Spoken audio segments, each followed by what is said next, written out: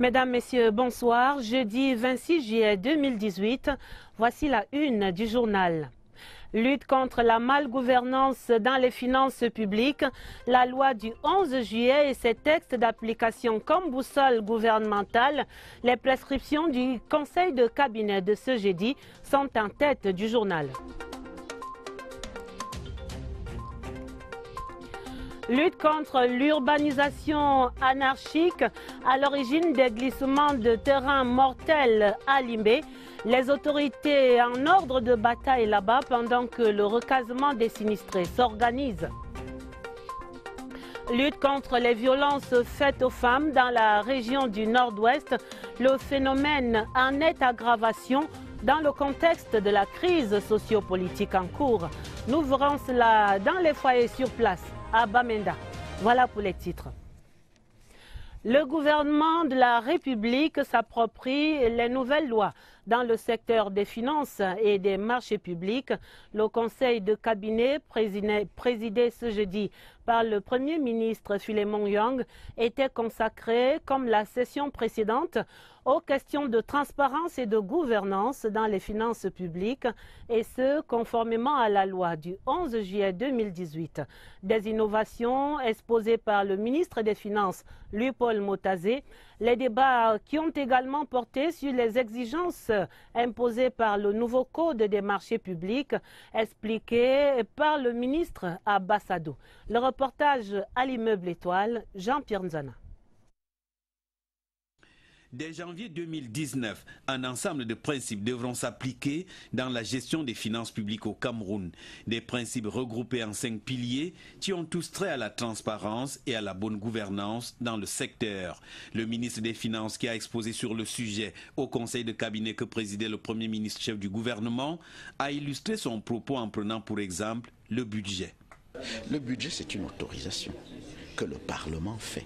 Le Parlement autorise le gouvernement, les pouvoirs publics, a dit voilà les ressources que je mets à votre disposition et vous devez les utiliser de la manière la plus efficiente. Et maintenant, la redevabilité, c'est que le gouvernement doit donc dire au Parlement comment il les utilise. Autre exigence posée par la loi portant code de transparence et de bonne gouvernance dans les finances publiques, tout comme la loi portant nouveau régime financier de l'État, l'intégrité des acteurs. Ainsi, tout agent public ou élu du peuple impliqué dans la chaîne de la dépense est désormais astreint à l'obligation de déclaration du patrimoine, tant en début qu'en fin de mandat ou de fonction. Directive du chef du gouvernement au ministre des Finances, lui soumettre dans les meilleurs délais les textes d'application de ces deux lois. S'agissant des marchés publics, l'une des grandes innovations portées par le nouveau code réside dans la responsabilisation des maîtres d'ouvrage. Désormais, les maîtres d'ouvrage passent tous leurs marchés sans seuil, sous réserve que certains seuils de marché élevés vont faire l'objet d'une revue, mais en dehors de cette revue qui veut que les commissions centrales donnent un avis favorable ou non sur les marchés importants, en dehors de ces réserves-là, les maîtres d'ouvrage passent désormais tous leurs marchés. À lui, le Premier ministre a prescrit l'élaboration des textes particuliers en rapport avec le nouveau code et surtout le renforcement des capacités des maîtres d'ouvrage. L'objectif en étant d'avoir au Cameroun un système des marchés publics toujours plus performant pour le plus grand bien des populations. À l'issue de ce conseil de cabinet, le secrétaire général des services du Premier ministre a signé un communiqué qui résume les deux exposés du jour. Celui du ministre des Finances, on vient de l'entendre, sur les implications de la loi portant code de transparence et de bonne gouvernance dans la gestion des finances publiques. Et le second sur les changements induits par le nouveau code des marchés publics qui était présenté par le ministre délégué à la présidence de la République chargé des marchés publics, Abassado. Au ministre des Finances, le Premier ministre, chef du gouvernement, a prescrit l'élaboration rapide des textes d'application de cette loi et au ministre des marchés publics, le renforcement des capacités des maîtres d'ouvrage, désormais autorité contractante pour les marchés publics au Cameroun. Et restons à l'immeuble Étoile. Immédiatement après ce conseil de cabinet, Le Premier ministre chef du gouvernement a échangé avec 2 diplomates. D'abord avec le vice-ministre parlementaire japonais en charge de l'économie et du commerce et de l'industrie, Nasaki Oguchi, et puis avec l'ambassadeur d'Espagne, son Excellence Jorge de Urueta, en fin de séjour au Cameroun, est allé faire ses adieux au Premier ministre. La synthèse de ces audiences avec Laurentine Bokono. Premier à franchir le cabinet du Premier ministre, Masaki Oguchi, vice-ministre nippon parlementaire, chargé de l'économie, du commerce et de l'industrie. Il est venu solliciter l'appui du Cameroun pour la candidature du Japon relative à l'organisation de l'exposition universelle 2025 dans les villes japonaises d'Osaka et Kansai. Une exposition d'envergure mondiale en vue de résoudre de grands problèmes tels que la pauvreté, la famine et la mise en valeur des richesses culturelles. Ultime audience de la journée, celle accordée à l'ambassadeur d'Espagne au Cameroun, Jorge de Urueta P. Martin. Après 3 années passées dans notre pays, le diplomate espagnol est arrivé en fin de séjour. De son pays d'accueil, Jorge Urueta dit du bien. Dès que je suis arrivé, il y a eu un intérêt croissant des entreprises espagnoles au Cameroun, parce que d'une certaine façon, elles sont en train de se rendre compte des capacités énormes, des possibilités énormes pour le futur qu'a ce pays, qui est un pays équilibré, qui a des ressources de tout genre. Et du point de vue culturel, j'aurais dû dire que je suis très content parce qu'on a réouvert le centre culturel espagnol. La coopération entre le Cameroun et l'Espagne reste fructueuse. Sur le plan footballistique, l'Espagne a permis l'éclosion de certains talents camerounais.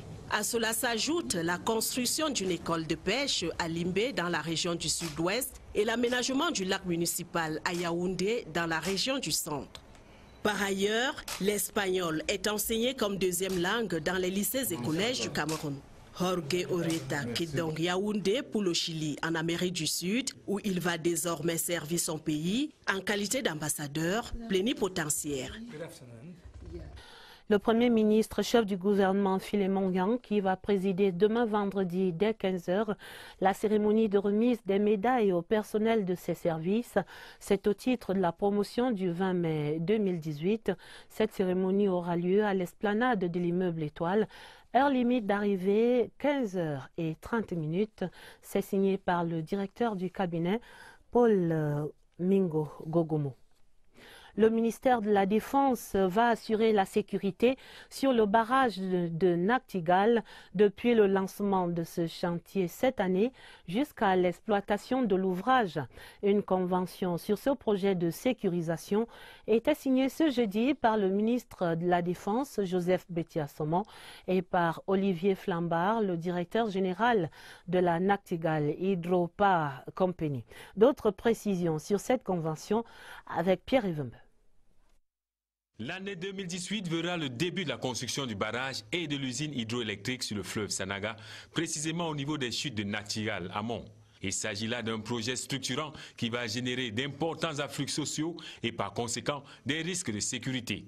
D'où la nécessité de la prévention et surtout de la maîtrise des dits risques. La convention de partenariat entre le ministère de la Défense et la NHPC, la Nachtigal Hydropower Company, chargée du dit projet, vise la sécurisation du site de l'aménagement hydroélectrique de Nachtigal amont, de la ligne Nachtigal-Niom 2 et de la cité d'exploitation de NHPC à Batinga dans la région du centre. Les 2 parties ont ainsi pris des engagements pour une sérénité sans faille dans la réussite du projet. Les forces de défense et de sécurité, résolument engagées dans la protection du triangle national contre divers périls et menaces, exécuteront cette activité qui s'inscrit du reste dans leur mission fondamentale. Le projet Nachtigal amont qui devra être lancé cette année avec une mise en service opérationnelle échelonnée à partir de 2022 d'une puissance de 420 MW couvrira 30% des besoins énergétiques du pays. Pour revenir au conseil de cabinet de ce jeudi, dans les divers de ces débats, le ministre des Travaux publics, Emmanuel Nganou Djoumessi, a également fait le point de la situation en ce moment même sur l'axe Edé-Douala, au lendemain de la rupture des 3 buses au lieu dit Pont Bokom Kojofar, c'est non loin de la ville de Douala, conséquence des pluies torrentielles enregistrées ces dernières 72 heures au Cameroun. Je vous propose d'entendre ici le ministre des Travaux publics, Emmanuel Nganou Djoumessi, au sortir de ce conseil de cabinet de ce jeudi. Nous venons de prescrire le recours au préfabriqué, c'est-à-dire aux dalles préfabriquées. Cette batterie de pluie s'est effondrée sous l'effet conjugué des pluies diluviennes, mais aussi de l'âge.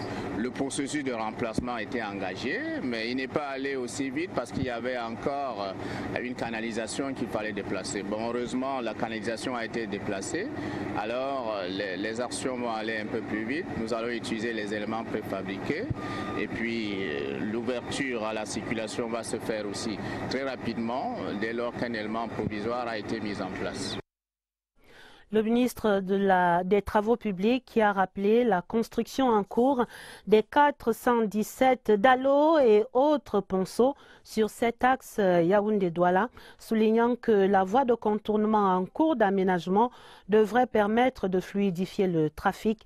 Et de fait, selon nos correspondants sur place à Douala, des équipes travaillent sans relâche jour et nuit sur ce site à l'entrée de la capitale économique où nous retrouvons Léon Bertrand Tanefo. Bonsoir Léon Bertrand, quelle est ce soir la situation sur le terrain là-bas?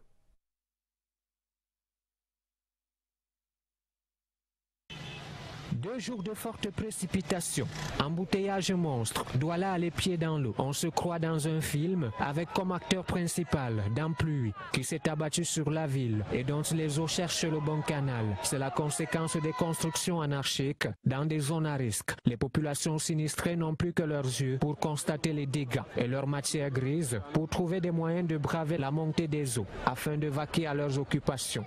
Voilà le torrent qui a divisé la route en deux. Depuis 2 heures du matin que la pluie tombe. On ne peut pas passer pour aller au travail, nous sommes bloqués. Je ne sais pas ce que je vais dire à mon directeur, je devais aller au chantier. Jusqu'à présent, je suis au niveau de Carrefour Cité, je suis bloqué là. Et c'est le quartier Cité des Palmiers qui paye le prix fort des dégâts. Axe routier inondé, la circulation est perturbée. Naissent alors des nouveaux moyens de locomotion, des véritables engins humains. Nous sommes obligés de mettre un pont et les transporter pour le mettre de l'autre côté de la rive. Ils nous payent pour traverser 102, 103, 100. N'importe combien. On les porte sous le dos pour traverser la rive. Après la pluie, c'est le beau temps, a-t-on coutume de dire. Mais à Douala, ces pluies offrent plutôt des nuits sans sommeil aux populations. Et nous allons maintenant dans la région du sud-ouest, à Limbe précisément, la ville qui se remet progressivement des émotions causées par les inondations et les glissements de terrain de ces dernières 72 heures. Ces glissements de terrain qui ont provoqué le décès de 4 personnes dans cette ville. Les autorités attribuent cet accident au non-respect des normes en matière d'urbanisation. Le gouverneur Bernard Okali-Abilaï annonce maintenant l'aménagement des sites de recasement pour les familles sinistrées. Nous faisons le point sur place avec Roger Samaki Poro à Limbe. Les pouvoirs publics et les riverains s'activent afin de retrouver 3 ou 4 autres disparus. L'axe Limbe-Manawobe, qui avait été bloqué suite à un autre éboulement, a d'ores et déjà été dégagé. C'est au lieu dit Mangahil, situé dans le 3e arrondissement de Limbe, que le drame s'est produit aux premières heures de la matinée de mardi. Dans ce double glissement de terrain venu du sommet d'une colline, plusieurs habitants ont été avalés par la boue. Ce matin, parce que la maison de notre ami est d'abord cassée. Donc il y a un billet qui est son voisin qui a le secourir. Donc la thèse est couverte à 4. Donc lui, une fille qui est venue passer les vacances avec son deuxième enfant qui a 2 ans, avec le billet. Après, on était là-bas en train de travailler. La thèse s'est coupée pour la 2e fois. On était plus de 20. Bon, beaucoup ont fui. Les autres qui n'ont pas pu fuir. C'est là où la thèse est couverte. 10 blessés arrachés aux décombres reçoivent des soins appropriés à l'hôpital régional de Limbé. Le gouverneur du Sud-Ouest, Bernard Okalia Bilay, s'est rendu sur le site pour apprécier la situation et réconforter les sinistrés. À l'endroit des sinistrés, c'est d'abord toutes les condoléances de l'administration du gouvernement et ceux qui sont encore là, que sous la conduite des autorités locales, du délégué du gouvernement, de ses maires et du préfet, qu'ils libèrent d'abord cet espace. Ajoutons que les pluies diluviennes survenues ces jours derniers ont causé de graves inondations dans une partie de la ville balnéaire. En politique, le sénateur Marie-Claire Mwampea et les forces vives de la Bumba Ngoko dans la région de l'Est disent leur gratitude au chef de l'État Paul Biya pour son oui à leur appel à candidature.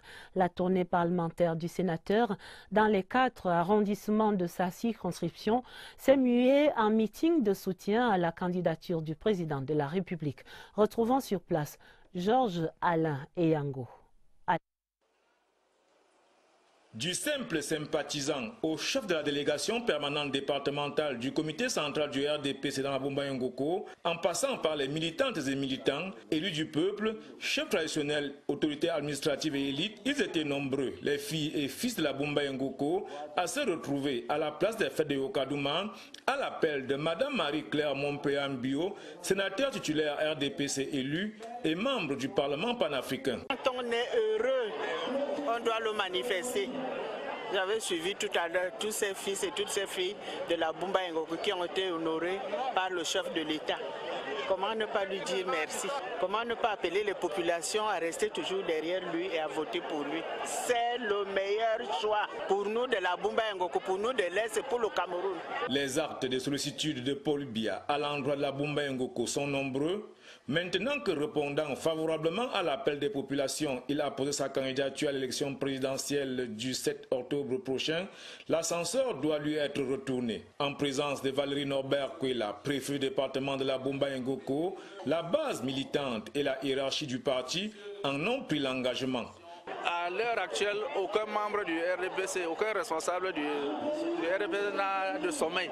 Donc il faudrait qu'on mobilise en permanence les troupes pour affronter cette grande échéance. C'est l'occasion de mobiliser toutes les troupes pour qu'aucune voix ne manque à l'appel. C'est à travers une marche fort animée à travers la ville de Okadouma qu'un terme a été mis à ce meeting de remerciements et d'engagement militant.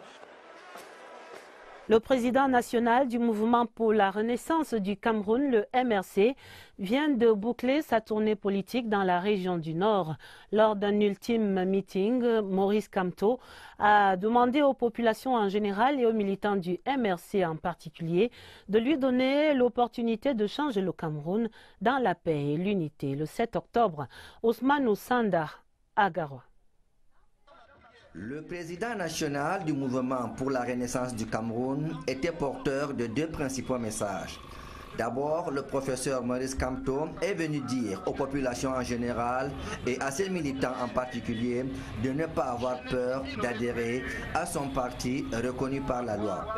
Ensuite, le président du MRC a invité ses militants à lui donner l'opportunité de changer le Cameroun dans la paix le 7 octobre prochain.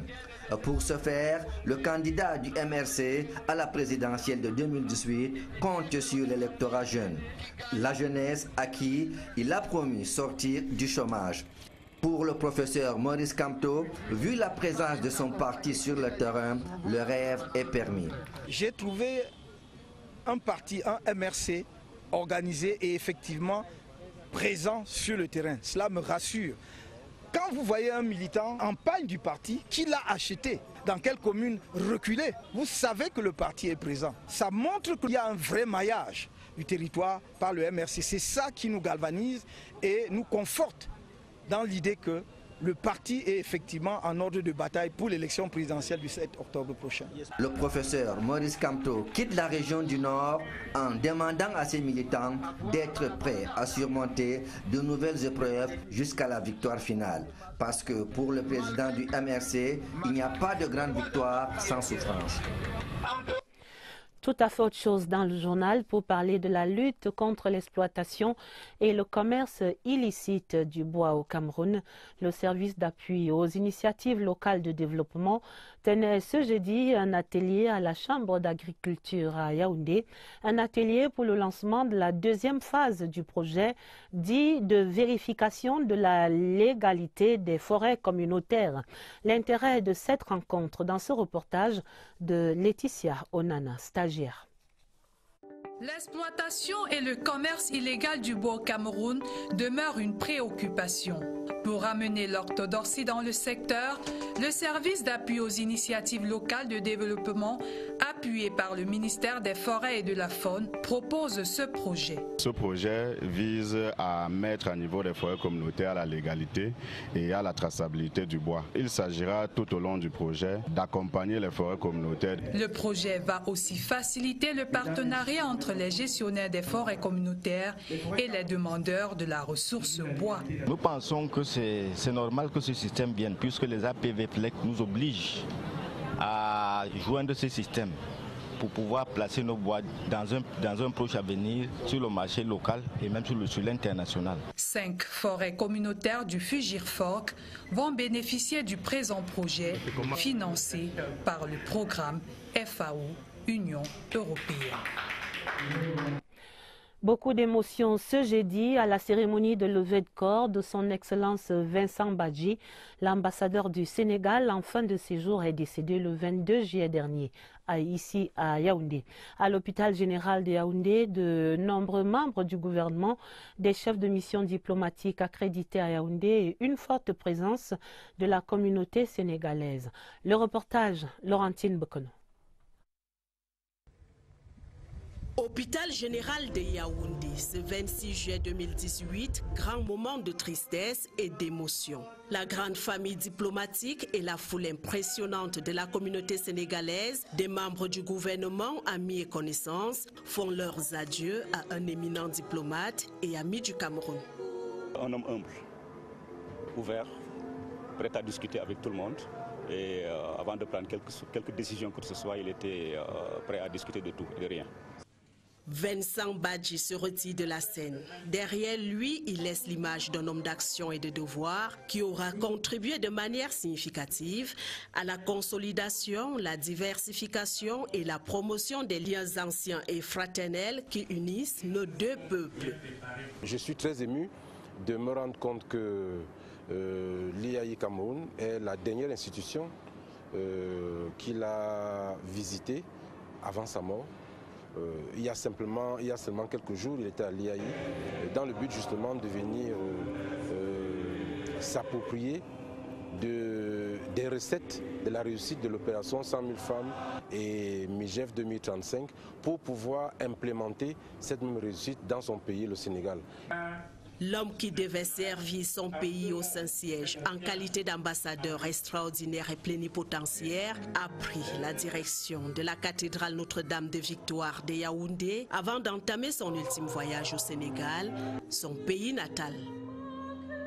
Nécrologie encore, il y avait des honneurs militaires rendus en mémoire du gardien de la paix de premier grade, Daouda Kada. Il est mort en service commandé le 18 juillet à Woum, dans la région du Nord-Ouest. Une cérémonie présidée à l'école supérieure de police par le délégué général Martin Bargangele. Le reportage, Philippe Roger Sama.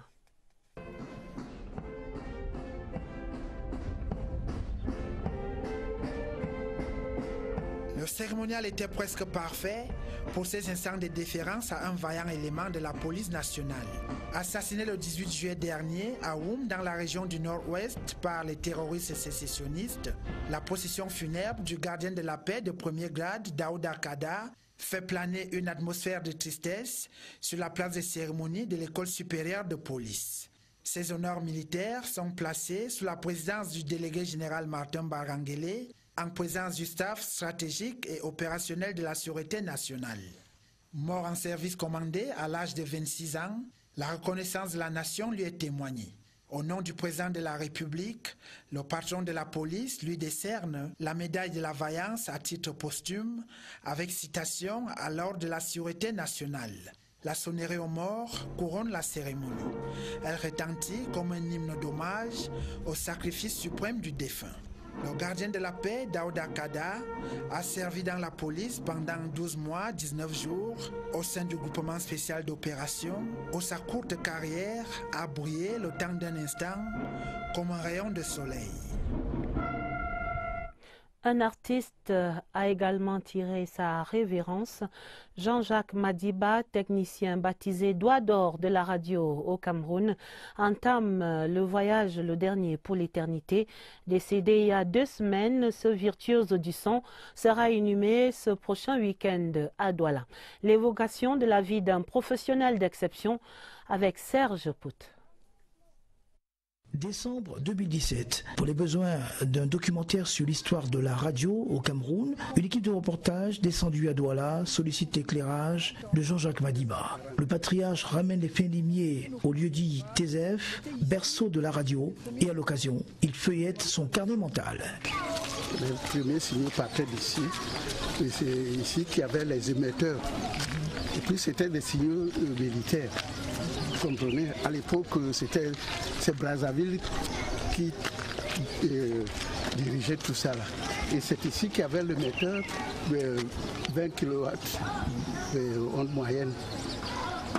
Une moyenne à l'époque. Je crois que c'est l'autre bâtiment où il y avait le 100 kW onde courte. Ouais, ici, il y avait un peu, là, il y avait un petit émetteur de 1 kW. Jean-Jacques Madiba, c'était la mémoire de la radio. Recruté en 1959 à la Sorafom, la société de radiodiffusion de la France d'outre-mer, dévancière de Radio Cameroun. L'indicatif, c'était Alouette, Gentil Alouette, pour reconnaître la station. Dans les années 50, Alouette, Gentil Alouette, Alouette, je te plumerai. Il aura contribué par sa dextérité à donner couleur et voix à la radio, d'abord à Douala, Yaoundé et dans quelques stations provinciales. Dans le registre de ses états de service, on peut citer comme expérience prime sautière l'enregistrement des premiers albums des Bolletins et quelques séances avec Manu Dibango. Ils étaient trois. Il y avait lui qui jouait le xylophone, il y avait un qui était batteur et l'autre qui était guitariste. Donc le trio est venu, alors il s'est arrêté chez son père, au bureau de son père. Et le père nous a présenté son fils. C'est ce jour-là que je l'ai connu. Et immédiatement, je lui ai proposé spontanément, bon, s'il peut passer, s'il peut se faire enregistrer. Il a dit pourquoi pas. En début 2018, son épouse et compagne de longue date décède, une disparition qui l'aura affaibli jusqu'à son dernier râle. Le jeudi des régions pour questionner ce soir la récurrence des violences basées sur le genre dans la région du Nord-Ouest. La situation s'est progressivement dégradée avec la crise sociopolitique en cours. Les femmes principales victimes de ces violences peinent à rompre le silence, ce qui ne facilite pas la prise en charge de ces cas par le gouvernement et par les ONG engagées dans le combat contre ces violences. Les constats sur place à Bamenda avec Victorine Begel. Si l'on s'en tient aux déclarations des responsables en charge de la promotion de la femme et de la famille dans le Nord-Ouest, la plupart des mariés et puis les femmes veulent les cas de mariage forcé. À côté de ces cas, il existe aussi les violences morales et économiques, mais à des proportions réduites. Et c'est la gente féminine qui paie le lourd tribut du fait du poids des cultures et traditions. Nord-Ouest, c'est une communauté qui aime garder sa tradition. Et il y a certaines de ces traditions qui ont des conséquences négatives. Cette question de domination, que l'homme est toujours celui qui tient les porte-monnaies, qui décide combien on va gérer, c'est lui qui prend les décisions. Il y a certains hommes qui croient qu'il doit hériter aussi les veuves. Aussi, de nombreuses victimes gardent le silence et les efforts engagés dans le plaidoyer ne portent pas de fruits. Les dégâts ici sont évalués à plusieurs niveaux. On peut voir les conséquences au niveau individuel, au niveau familial, au niveau dans les communautés entières et même dans le niveau de l'État. Il y a les conséquences psychologiques, parce que quand la femme subit des violences basées sur le genre, elle est mentalement dérangée. Et il y a l'aspect de violence physique. Elle peut subir des blessures qui vont nécessiter un traitement au niveau de l'hôpital. A noter qu'avec la situation socio-économique en cours dans la région du Nord-Ouest, le nombre de cas de violence basés sur le genre a connu une nette augmentation. Face à cette situation, les actions conjuguées du gouvernement et les partenaires sont menées pour réduire, voire éradiquer les violences faites aux femmes dans la région du Nord-Ouest. On vient de l'entendre, face à la recrudescence de ces phénomènes, pouvoirs publics et société civile s'accordent maintenant pour intensifier la lutte contre ces violences basées sur le genre dans la région du Nord-Ouest. Des campagnes de sensibilisation encouragent les dénonciations et autres poursuites pénales contre les agresseurs présumés. Le combat s'élargit et s'intensifie donc dans le Nord-Ouest, comme le relève Augustin Guizana. C'est une synergie d'actions pouvoirs publics et privés qui constitue le rempart aux violences basées sur le genre dans le Nord-Ouest. Le gouvernement a organisé la riposte en aval et en amont, surtout face à la recrudescence de ce phénomène lié à la situation sociopolitique actuelle. Nous avions créé cette plateforme régionale de lutte contre la violence basée sur le genre. Et dans cette plateforme, il y a les travailleurs sociaux, il y a le ministère de la Santé publique, il y a les services du procureur qui sont représentés dans la plateforme, et puis il y a les services de la sécurité. Pour réduire à leur plus simple expression les violences à l'égard des femmes et des hommes, les organisations non gouvernementales ont dû rallier la cause. À l'heure du bilan, elles expriment le satisfait. On a réussi de convaincre les autorités municipales d'ajuster et augmenter leur budget pour l'inclusion sociale. Il s'agit maintenant de beaucoup plus de moyens qui est alloué pour les filles pour aller à l'école et aussi pour les femmes qui sont dans des conditions difficiles. Là où les poches de résistance existent, les médias sont mis à contribution. Leur capacitation en matière de sensibilisation, comme c'est le cas ici à Bamenda, a permis d'avoir des résultats probants. On a créé le programme pour bien éduquer la population de Ndonga Manton concernant la violence et la lutte contre la violence contre les filles et les femmes. Et parfois les gens appellent les radios pour expliquer comment ça se passe entre eux. Résultat des courses, les victimes de violences basées sur les genres dans la région du Nord-Ouest bénéficient d'un accompagnement psychosocial. On n'a pas de l'argent à donner à une victime, mais on les appuie avec l'appui psychosocial. C'est-à-dire que quand il y a des cas, on fait du counseling, on réétablit l'estime du victime. Mais il faut l'avouer, la lutte contre les violences basées sur le genre reste un combat de longue haleine dans le Nord-Ouest. Direction la région du Nord pour parler de la tristesse dans les ménages. Les ménages tristes à cause de la raréfaction du poisson sur les étals des marchés, une situation expliquée en partie par ce qu'on appelle là-bas le repos biologique observé en ce moment même sur la retenue d'eau de lac d'eau. Explication de ce phénomène avec Claver par Pascal Ndanga à Garoua. Marché de poissons de Garoua, l'affluence habituelle observée ici a cédé place à une ambiance morose. Sur les étals, le poisson se fait de plus en plus rare. On se réveille à 5 heures, on vient, on ne trouve pas. Voilà que je fais 2 tours maintenant. C'est le poisson que je suis en train d'attendre comme ça.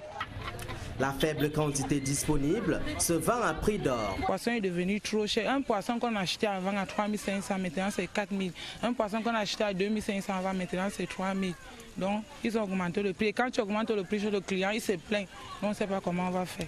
Une véritable mer à boire pour les consommateurs qui subissent la hausse des prix depuis l'instauration du repos biologique sur la retenue d'eau de lac d'eau.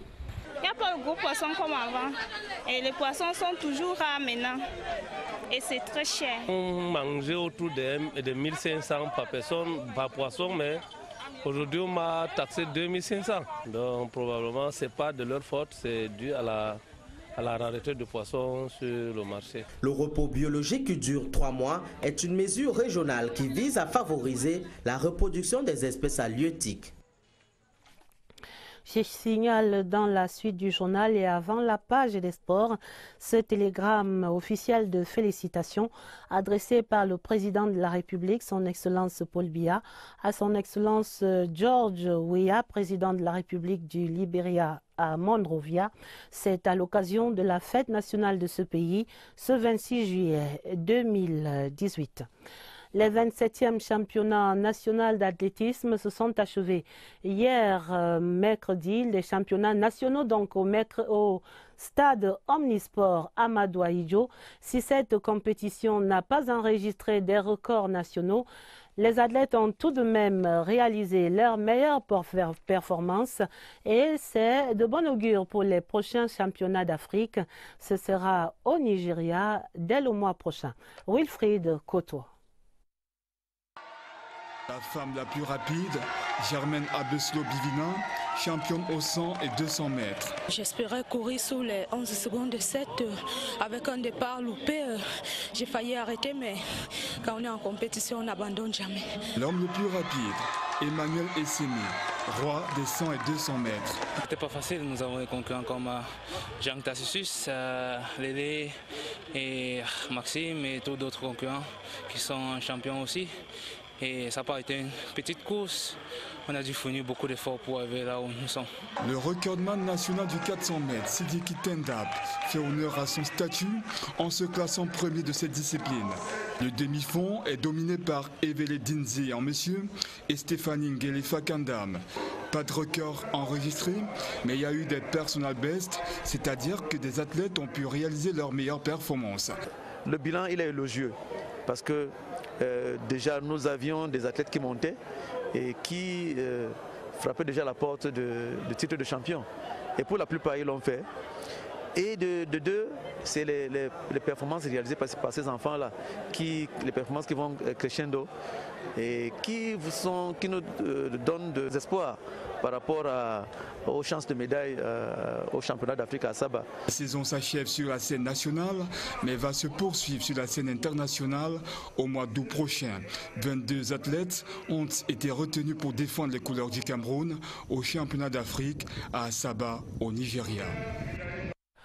Des nouvelles sportives qui mettent un terme à ce 20h30. On retient essentiellement la lutte contre la malgouvernance dans les finances publiques au Cameroun, intensifiée avec la loi du 11 juillet et ses textes d'application attendus. C'est là la boussole gouvernementale et la prescription du Premier ministre au Conseil de cabinet de ce jeudi. La lutte contre l'urbanisation anarchique, décriée comme cause des glissements de terrain mortels à Limbé. Les autorités sont en ordre de bataille pendant que les recasements des sinistrés s'organisent. La lutte également qui s'intensifie contre les violences faites aux femmes dans la région du Nord-Ouest. Le phénomène est en nette aggravation dans le contexte de la crise sociopolitique en cours. On l'a vu dans le dossier de ce journal. La fin du 20h30, préparée avec la collaboration de Agnès Solange Abesolo. D'autres informations, ce sera le minuit en compagnie de Jean Cyriac Bessé et de Patricia Leba-Moutoukson sur cette antenne. Retrouvez immédiatement après ce journal Espace politique. Et pour les éditions du 20h30 du week-end, dès demain, vous serez en compagnie de Lucrèce Modunjemba. Vous pouvez revoir ce journal et toutes les éditions d'information de CRTV News sur notre site www.crtv.cm. Très bon week-end d'avance et à lundi 20h30.